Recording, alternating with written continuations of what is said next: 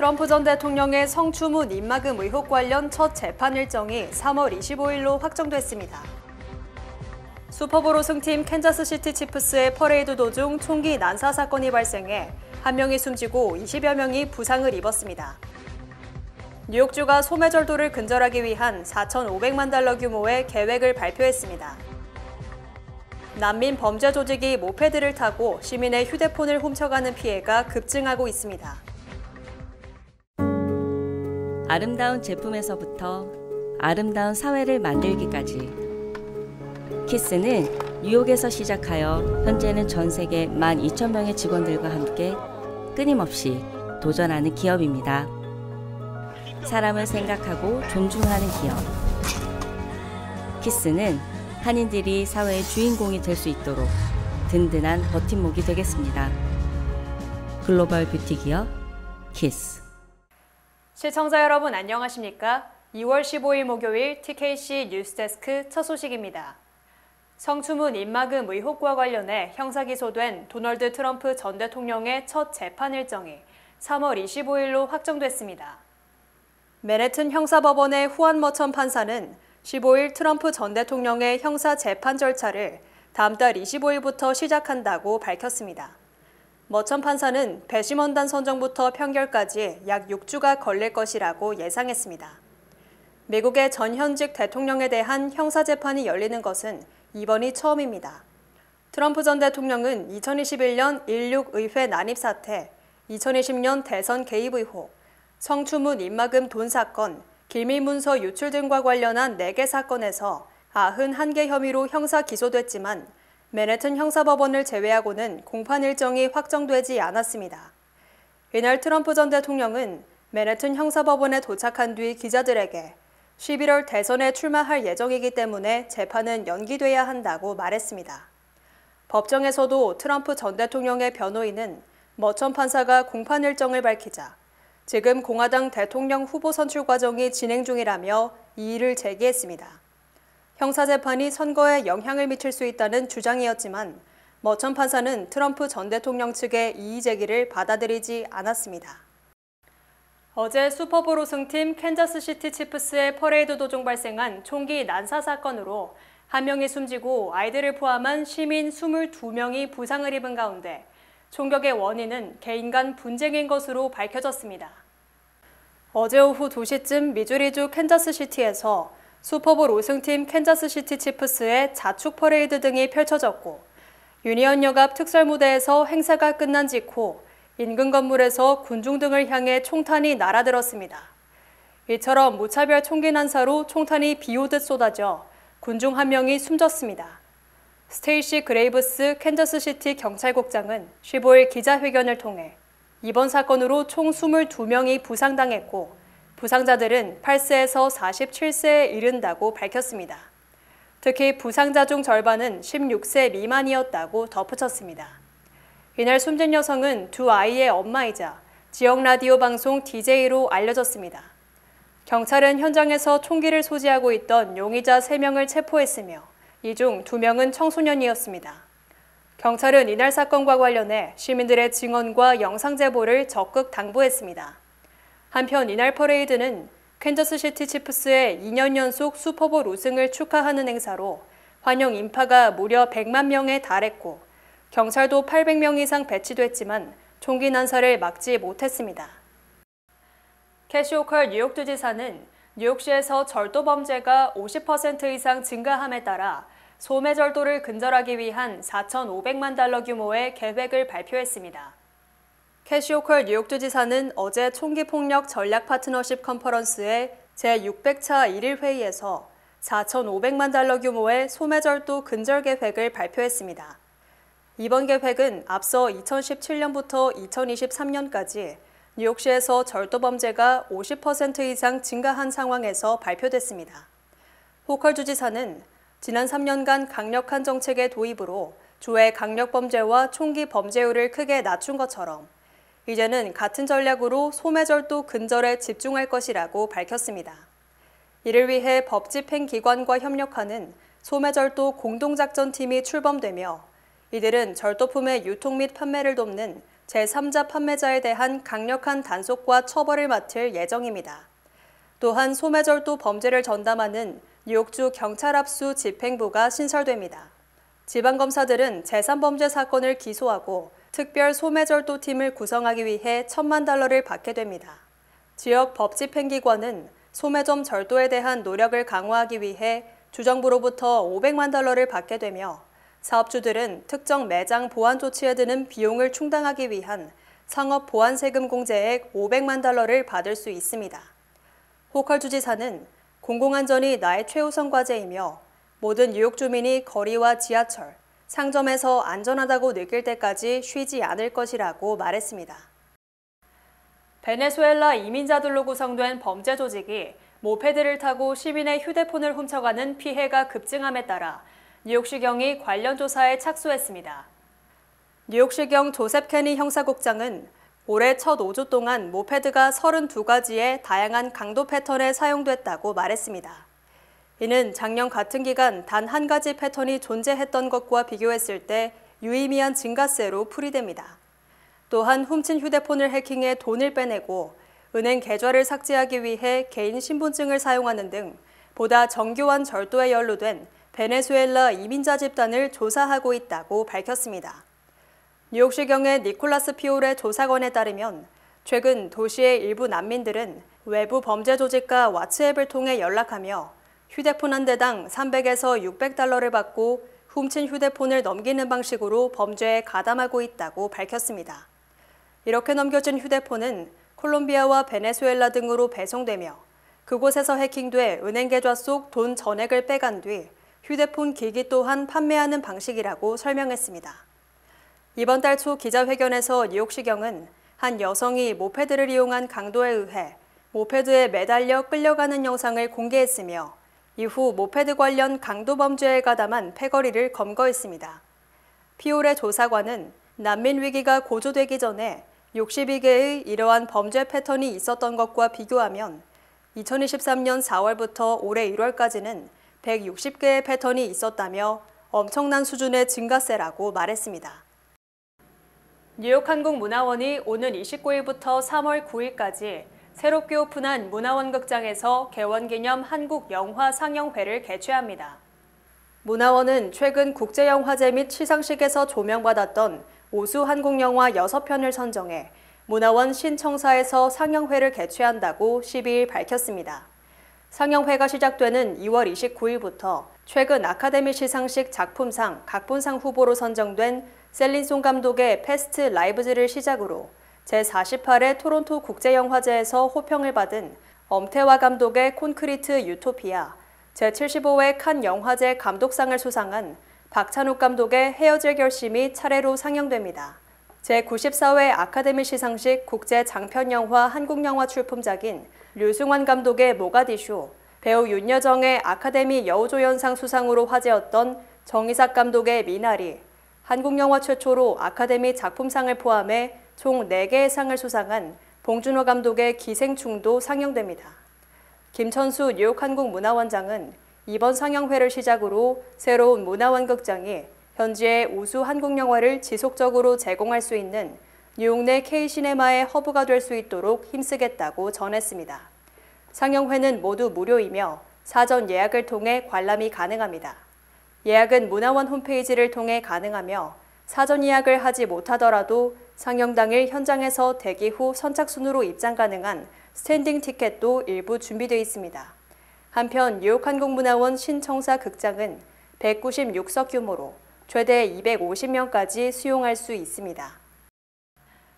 뉴욕시 정부가 폭증하는 난민을 감당하지 못해 임시 수용소 체류 기한을 최대 60일로 제한했으나 뉴욕주 의회에 체류 기한을 제한하지 못하도록 하는 법안이 상정돼 귀추가 주목됩니다.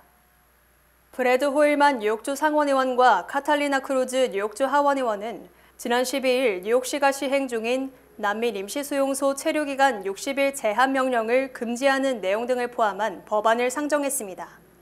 이들 의원은 자녀를 둔 가족 난민과 독신 성인 난민을 마음대로 쫓아내기 위한 뉴욕시 행정명령은 너무 잔인하며 인권을 침해하는 행위라며 누구도 갈 곳 없이 길거리에서 잠을 청하도록 쫓겨나서는 안 된다고 주장했습니다. 이에 대해 에릭 아담스 시장은 임시수용소 체류기한 제한은 보다 많은 난민들에게 공평한 혜택을 주기 위한 인도주의적 방안이라며 뉴욕주 의회의 법안 제정을 명백하게 반대한다고 반발했습니다. 현재 뉴욕시는 지난해 7월 독신 성인 난민의 임시수용소 체류기한을 60일로 정했다가 30일로 단축했고, 다만 가족 난민의 체류기간은 지난해 10월부터 60일로 제한하는 행정명령을 발동했습니다. 뉴욕시는 2022년 봄부터 난민이 물밀듯이 몰려들면서 현재 약 7만 명이 뉴욕시 200여 개 임시수용소에 거주하고 있으며 연방정부가 이에 대한 예산 지원을 하지 않아 재정난에 처한 상황입니다. 뉴욕시가 청소년 정신건강에 해를 끼친다며 틱톡과 유튜브 등을 상대로 소송을 제기했습니다. 에릭 아담스 뉴욕시장은 어제 기자회견을 통해 청소년 정신건강에 해를 끼친 데 대해 책임을 묻기 위해 틱톡과 인스타그램, 유튜브와 페이스북, 스냅챗 등 5개 소셜미디어를 상대로 캘리포니아 주법원에 소송을 제기했다고 밝혔습니다. 아담스 뉴욕시장은 뉴욕시 보건국은 소셜미디어에 대한 제한 없는 접근 및 사용을 공중보건상 위험으로 규정하고 있으며 이에 따라 소송을 제기한 것이라고 설명했습니다. 특히 뉴욕시는 소송장에서 소셜미디어가 청소년의 정신건강 위기를 조장, 뉴욕시가 이와 관련된 정신건강 프로그램과 서비스에 매년 1억 달러 이상을 지출하고 있다고 주장했습니다. 뉴욕시는 SNS가 14세 이하의 어린이에게 악영향을 미치는 것은 물론 고등학생들에게도 우울증 등을 유발하는 요인 중 하나로 조사됐고 하루 3-4시간을 SNS에 투입한다고 설명했습니다. 한편 뉴욕시의 조사 결과 지난해 고교생의 38%가 슬픈 감정 또는 무기력증을 호소하고 있으며 특히 히스패닉 및 흑인 학생은 그 비율이 50%에 달했고 여학생이 남학생보다 우울증의 비율이 더 높은 것으로 나타났습니다. 연방이민당국이 예산 부족을 이유로 미리국자 수천 명을 조기 석방할 것으로 알려졌습니다. 워싱턴 포스트와 영국 BBC 방송 등은 연방이민세관 단속국 관리의 말을 인용 이민자 구금시설 운영 예산이 부족해 최소 4천 명에서 최대 6천 명의 이민자를 조기에 석방할 것이라고 보도했습니다.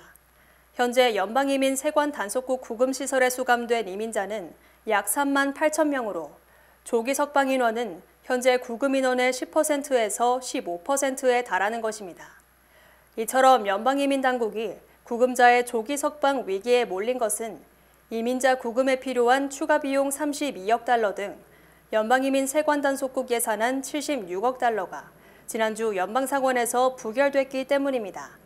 연방이민당국은 언론과의 인터뷰에서 국경 안보를 지키기 위한 노력을 계속하고 있지만 만성적인 자금 부족으로 위기에 처했다며 구금자 조기 석방은 물론 국경 수비 인력도 부족하게 될 것이라고 우려했습니다. 한편 지난 2021년 이후 미국에 불법 입국한 난민이 630만 명에 달하며 이 중 240만 명이 이민 허가를 받았고 나머지 대부분은 이민법원의 결정을 기다리고 있습니다. 지난해 공항 등에서 미국 입국이 거부되는 사례가 전년보다 약 2배 이상 급증한 것으로 조사됐습니다.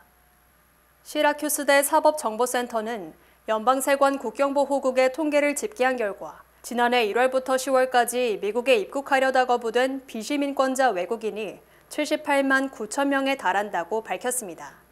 이는 지난 2022년 한 해 입국 거부 판정을 받은 38만여 명보다 2.1배나 늘어난 것이며 특히 입국 거부자 통계가 시작된 지난 2012년 14만 8천여 명과 비교하면 무려 5배 이상 급증했습니다. 공항과 남부국경 등 300여 개 입국장 중 입국 거부 판정이 가장 많이 내려진 곳은 플로리다주 마이애미 국제공항으로 지난해 월 평균 9,485명에 달했습니다. 또 멕시코 국경인 캘리포니아주 세니시도르 국경 검문소도 월 평균 입국 거부 판정이 7,878명으로 두 번째로 많았고 텍사스주의 브론스빌 검문소와 히달고 검문소, 엘파소 검문소가 뒤를 이었습니다. 하지만 입국 부적격자 중 인도적 차원에서 조건부 입국이 허용된 사례도 31만여 건에 달했으며 이 또한 2022년보다 2.3배 증가했습니다. 주요 단신 전해드립니다. 출판업계에서 약 30년간 종사한 한인 여성 셀리 김이 대형 출판사 리틀 브라운 앤 컴퍼니의 대표이사 및 퍼블리셔에 선임됐습니다. 지난주 신규 실업 수당 청구 건수가 21만 2천 건으로 전주보다 8천 건 줄었으며 이는 월스트리트저널 집계 전문가 전망치인 22만 건을 밑도는 것입니다. 이스라엘과 하마스 간의 전쟁이 계속되는 가운데 바이든 행정부가 미국에 체류 중인 팔레스타인 주민에게 강제 출국 조치를 18개월간 유예한다고 밝혔습니다. 지난 11일 밤 11시쯤 브루클린 크라운 하이츠의 델리에 무장 강도가 침입, 종업원을 권총으로 협박해 $3,500를 털어 달아났습니다. 48세 남성이 부동산 매매 서류 등을 조작, 통일교 소유인 뉴요커 호텔의 주인 행세를 하며 지난 2019년 5월부터 2023년 9월까지 테넌트 등에게 불법으로 렌트비 등을 받아오다 맨해튼 검찰에 체포, 기소됐습니다.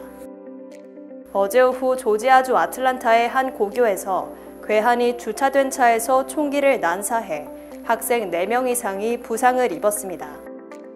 AI 전문 반도체로 각광받고 있는 엔비디아가 미국 증시 시가총액 4위로 올라선 지 하루 만에 다시 주가 상승으로 아마존에 이어 구글도 제치고 시가총액 3위에 등극했습니다. 미국에서 핵전쟁이 발발한다면 가장 위험한 도시가 워싱턴 DC며 두 번째로 위험한 도시가 뉴욕이라는 주장이 제기됐습니다. 날씨 전해드립니다. 금요일인 내일은 대체로 맑겠습니다. 낮 최고 기온은 43도, 최저 기온은 30도입니다. 해 뜨는 시간은 6시 48분, 해 지는 시간은 5시 31분입니다. 이상으로 주간 날씨와 세계 날씨 전해드립니다.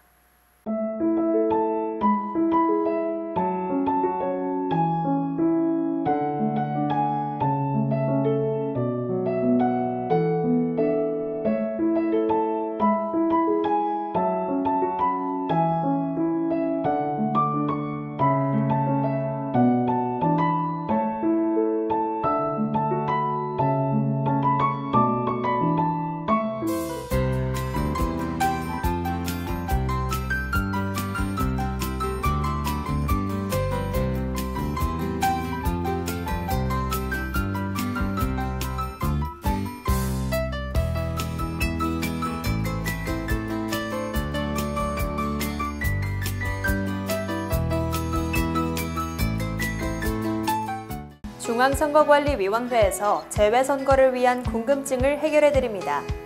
투표 시 국외부재자는 신분증명서만 지참하시면 되고 재외선거인은 신분증명서와 국적 확인에 필요한 서류 원본이 필요합니다. 만약 재외선거인이 귀국 등의 사유로 등록 신청을 철회할 경우 관할 선관위에 귀국 투표 신고 후 선거일에 국내 투표소에서 투표하실 수 있습니다. 3월 27일부터 4월 1일까지 실시되는 제22대 국회의원 재외선거에 여러분의 소중한 한 표를 행사해 주시기 바랍니다. 시민참여센터가 2024년 풀뿌리 인턴십 프로그램에 참여할 고등학생들을 모집합니다. 뉴욕과 뉴저지에 거주하는 9에서 12학년 학생을 대상으로 하는 이 프로그램은 한인사회의 다양한 이슈를 분석하고 문제 해결을 위한 각종 프로젝트와 캠페인 활동을 벌이게 됩니다. 참가 학생들은 5월 31일부터 10월 25일까지 22주 동안 선출된 공무원 및 연방의회 구성원들을 만날 수 있는 기회도 제공됩니다. 3월 29일까지 모집하는 풀뿌리 인턴십 프로그램에 많은 관심과 참여 부탁드립니다. 한국에 가신다고요? 한국에서 오셨다고요? 유니온 전당포에 오셔서 쇼핑도 하시고 경비도 벌어가세요. 롤렉스, 카르티에, 구찌, 다이아가 박힌 보증서가 있는 각종의 보석들이 기다리고 있습니다. 한번 오셔서 구경도 하시고 상담도 받고 눈으로 직접 보세요. 소자본으로 보석상을 운영하고 싶으시면 유니온 전당포를 찾으세요. 전화 718-461-8949 43년 전통의 명품 다이아몬드 킴스 보석에서 스페셜 세일을 진행합니다. 전화 212-575-2317번 또는 855-260-4700번으로 문의주세요. 이상으로 2월 15일 목요일 TKC 뉴스데스크 여기서 마치겠습니다. 시청해주신 여러분 고맙습니다.